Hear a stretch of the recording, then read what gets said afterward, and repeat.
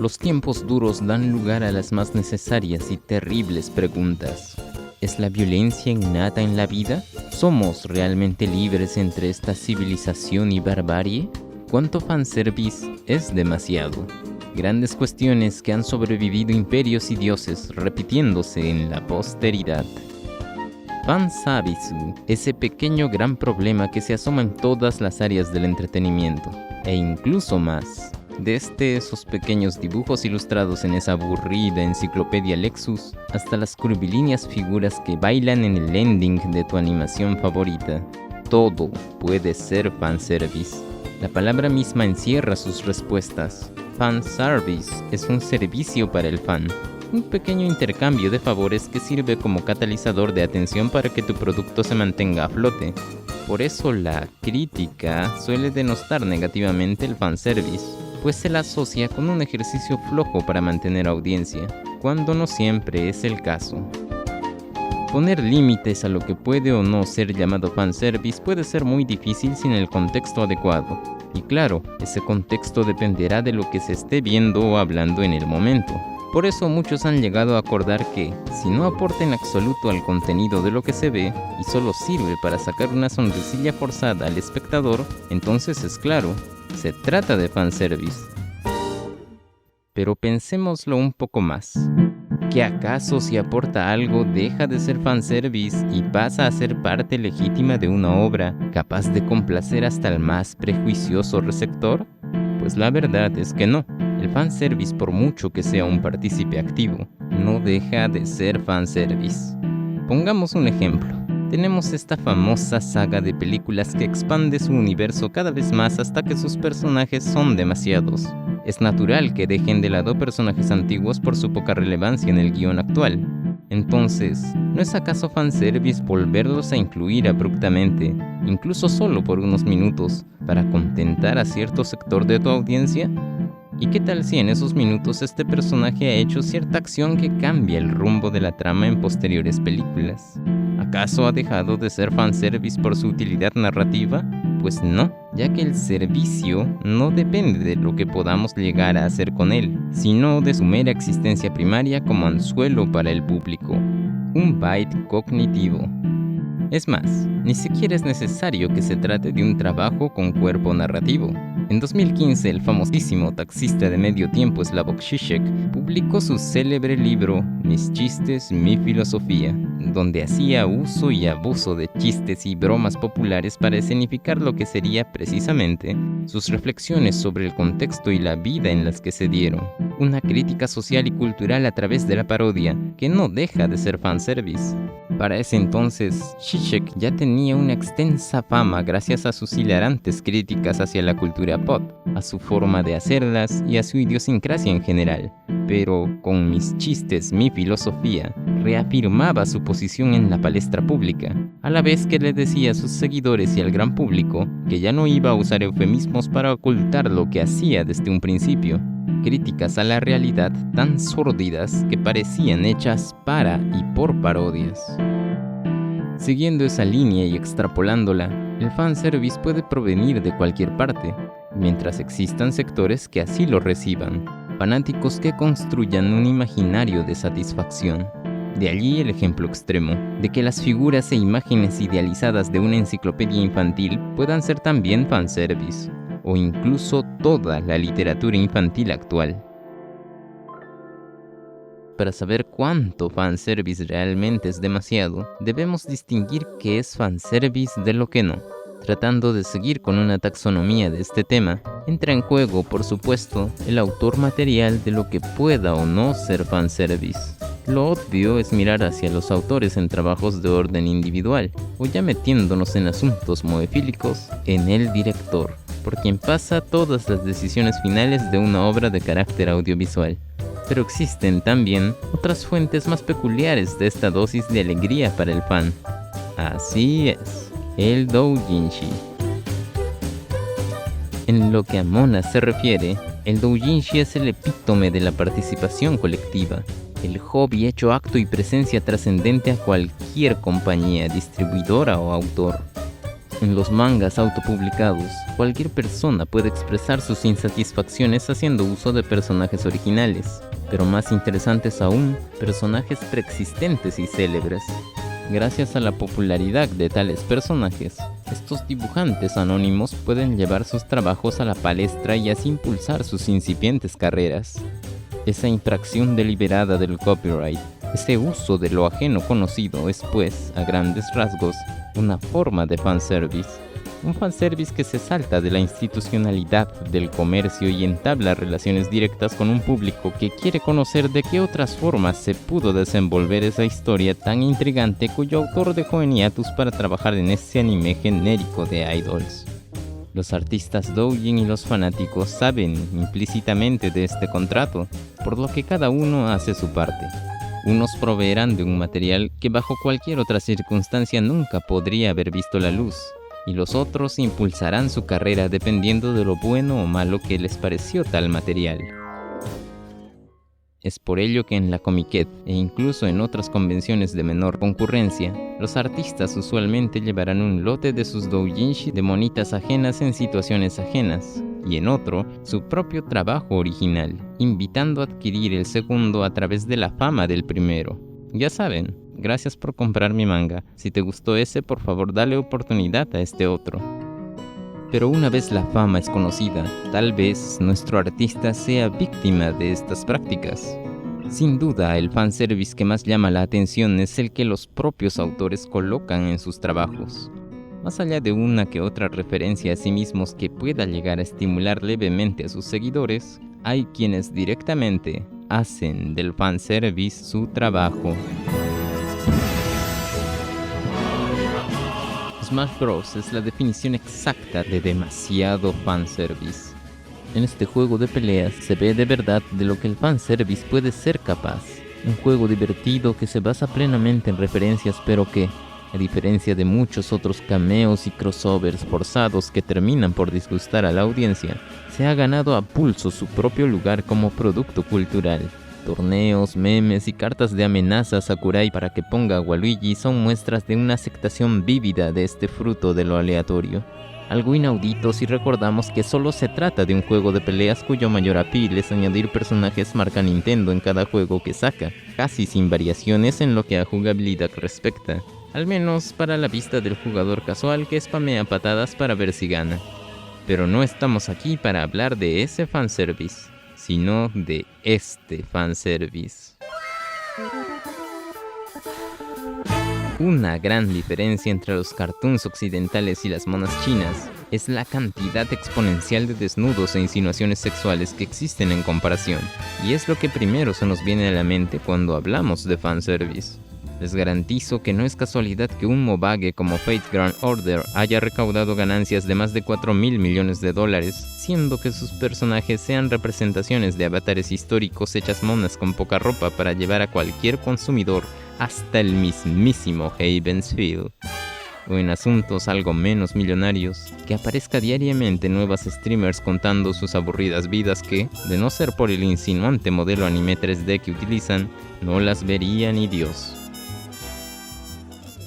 Es muy fácil decir que si tiene desnudos o ecchi, directamente es, en efecto, fanservice, pero eso sería el lado más visible de la cuerda, y tal vez ni siquiera sea el lado correcto.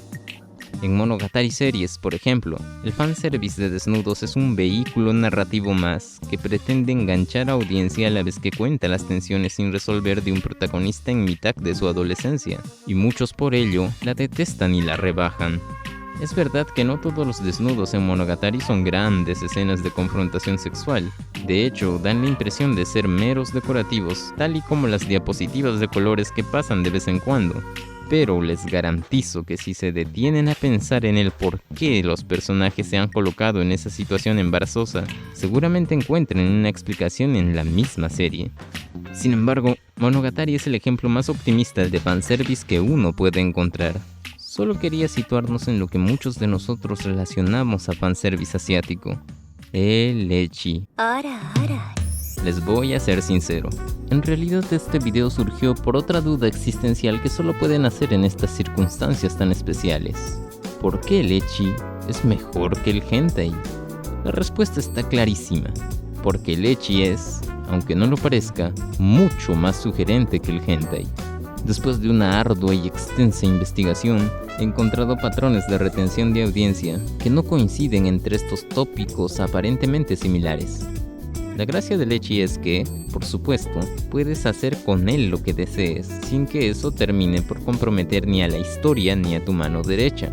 Un hentai, sin embargo, tiene que rellenar gran parte de su espacio con escenas explícitas, insípidas si no se le da el trato adecuado. En esta parte me es imposible no citar a Shindou no Emergence, el hentai más famoso del mundo. Emergence logró trascender a otros hentais mucho más explícitos gracias a la particular historia que contaba, cosa que, de no haber tenido, prácticamente no hubiera pasado de los otros cientos de mangas de Ugly Bastards que pululan en la red. El autor sacrificó algunos paneles de escenas eróticas, pero a cambio alcanzó un lugar permanente en la cultura ota. Esa es, pues, idealmente, la ventaja del ecchi sobre el mero hentai. Si no es bien llevado, este fanservice puede ser contraproducente. Personalmente, yo no considero fanservice al hentai, sino solo un género que sabe lo que quiere entregar y no quiere irse por tangentes. Pero para los fines que hoy nos reúnen, concluiremos que, llevado mal, el hentai es sin duda demasiado fanservice. Sin embargo, voy a recalcar algo para que no quede lugar a malinterpretaciones. Ningún ecchi, pero ningún ecchi, está justificado, a menos que la historia gire en torno a las insinuaciones eróticas de su contenido. Es decir, a menos que sea alto hentai o un romance con tensión sexual, ningún ecchi tiene lugar en ningún caso. No se trata de una postura extremista. A la larga, mostrar las braguitas de esa inocente niña de anime no tiene el mínimo sentido más allá de un gag recurrente de comedia. Un chiste interno para recordarnos que, lo quieras ver o no, esto es anime y no otra cosa. Sí, no importa que estés a favor o en contra, si te parece demasiado o muy poco. El ecchi como cumbre del fanservice siempre va a estar presente, ya que busca satisfacer la mayor necesidad del mercado al que va destinado las animaciones taiwanesas promedio, la pulsión de vida primordial, el eros contenido en cuerpos sin desarrollar, la calentura de jóvenes y adolescentes, pues. En un país que todavía censura órganos reproductivos en sus películas para adultos, era obvio que iban a surgir alternativas que jugasen con el morbo y la fantasía. El ecchi es básicamente esto, una sugerente opción que exprime cada segundo de su pantalla para exponer algo sin exponerlo realmente.